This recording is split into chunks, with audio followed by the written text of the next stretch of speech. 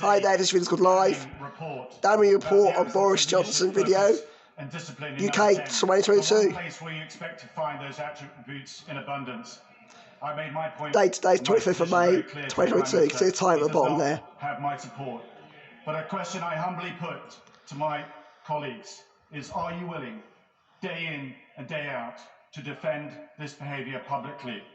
Can we continue to govern without distraction, given the erosion of the trust with the British people? And can we win the general election on this current trajectory? No. The question I place to the Prime Minister is now, Mr. Speaker, I'm being heckled by my own people. If we cannot work out what we're going to do, then the broad church of the Conservative Party will lose the next general election. Certainly but my will. question to the Prime Minister is very clear on the question of leadership.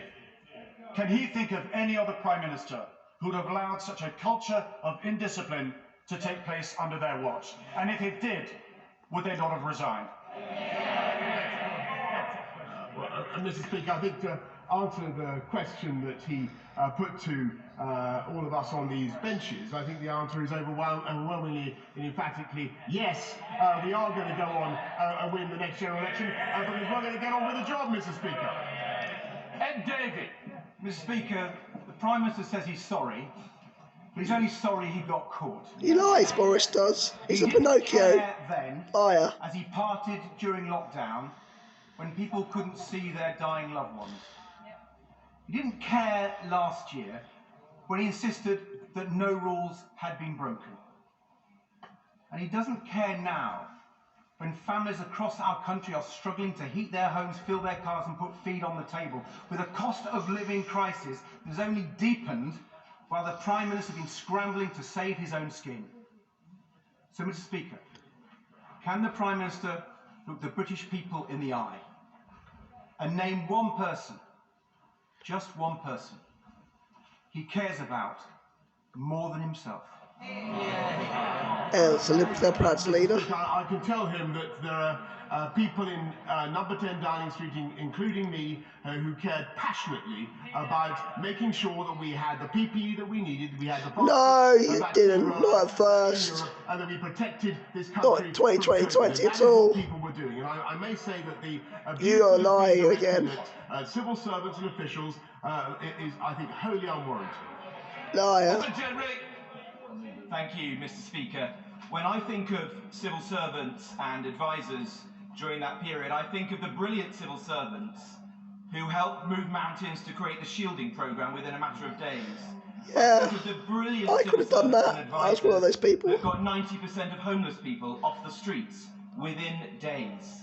Would my right honourable friend agree with me that these achievements and others should mean that nothing in this report is a stain upon the character of the thousands, if not hundreds of thousands, of civil servants, whether in number 10, other government departments, or across the country, who helped steer this country through the pandemic? And secondly, difficult though this is to say for many, with a war in Europe, with an economic crisis, with the challenges this country faces, is it not really true that it is now time to turn a page, and for this country, our politics and this House to move forwards? I agree with him absolutely. Oh, you got a friend there, you lucky Boris Johnson. Very lucky man. We can study the only one. Draw the conclusions that we want the best. The rest are turning on. The rest are turning on you. Your days are numbered. Dame Angela Riddle. Mr. Speaker, we all understand, and the Prime Minister understands, that not being truthful on the floor of this House requires a resignation. Aye. My honourable friend, the member for Hornsey and Wood Green, asked the Prime Minister a point-blank question on the floor of this House when he was at that dispatch box. She asked him if he had been to a party on the 13th of November in 10 Downing Street. He said he hadn't and that no party had happened. There are 4 pictures of it. Ooh. Mr. Speaker, featured in the Sue Gray report, will the Prime Minister account now on the floor of the House for his answer to that very specific question? Yes, of course, Mr. Speaker, and I tried to do it in what I said earlier on, and the answer is that it's part of my job to say thank you to people who work in government. That's what I was doing. I believed it was a work event, and indeed there has been no fine issued to me as a result of my attendance at that event, because that is what I was doing. Continue. Mr. Speaker, I commend Seagrave for the report, and I do understand why people are angry. Having looked at the pictures of the birthday party in the Cabinet Office, I think the opposition are going to be quite hard-pressed to explain why they have such moral outrage about that, but not about the late-night beers that happened just down there. However, one of the things I was very troubled by was the language that was used towards the custodian. Would the Prime Minister join with me now, and I'm sure the whole House would agree, the level of respect and gratitude that we have to every single cleaner and worker and all the people in the tea room that work in this place? Thank you, sir. I thank her very, very much, and I agree very much with what she has just said. And I think that as I said in my opening statement, Mr. Speaker, I think the behaviour towards any rudeness towards a member of staff is absolutely inexcusable, and I want whoever was responsible to apologise. Thank you very much, Mr. Speaker. I feel as if I have completely let down those who showered me with so much love. Why wasn't I by the bedside of my lovely grandmother during her final few days? Why did I let her die alone in that hospital?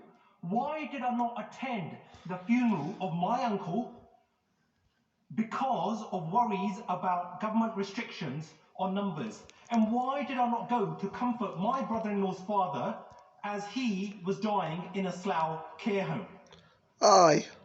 Why, with all of this context, it is utterly hypocritical for those individuals who were preaching to us ad nauseum about patriotism, the flag and the Queen, for those very people to then be having late night parties, including 2 on the night before the Queen had to sit all alone with her husband in the country within a state of national mourning.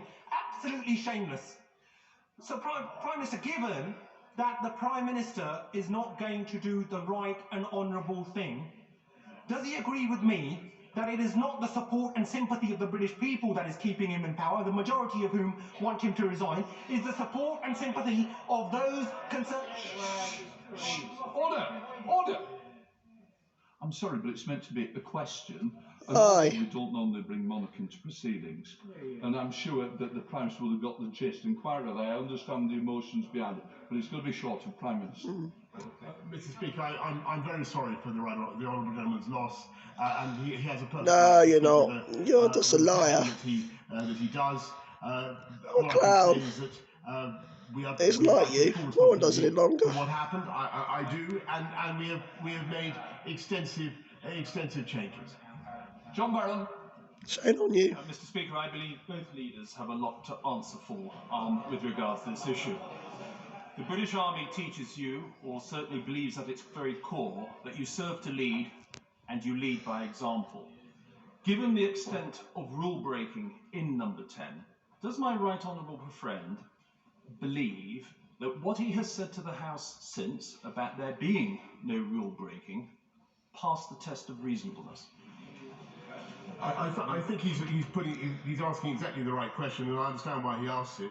But I've tried to give my answer to him and to the House, which is that I believe that I was attending work events. So those are the ones of which I had knowledge, and with the exception of what took place in the cabinet room in June of 2020, that view has been sustained by the investigation. Janet Charing. Speaker, neither I nor my Edinburgh South West constituents would wish to live in a state where the government of the day could influence the police in the exercise of their duty to investigate without fear or favour. So we're puzzled as to why the Prime Minister didn't receive questionnaires in respect of 3 gatherings where other people in Number 10 received questionnaires, and we're also puzzled as to why the ABBA party in the Prime Minister's flat has never been investigated either by Sue Gray or the Metropolitan Police, So can I ask the Prime Minister, what can be done by way of an independent investigation to assure me and my constituents that the Metropolitan Police have not been nobbled? Well, that would greatly surprise me, Mr. Speaker, but I think she should look more closely at Sue Gray's report, because I think she will find the answer she needs. No, liar. Mr. Speaker, I understand the outrage of people in Lichfield and Burntwood, and indeed the honourable gentleman opposite, who have lost loved ones. But I also understand, having been an employer, that attending an event where someone is leaving is considered to be a working event. And my right honourable friend clearly got guidance that turned out to be wrong.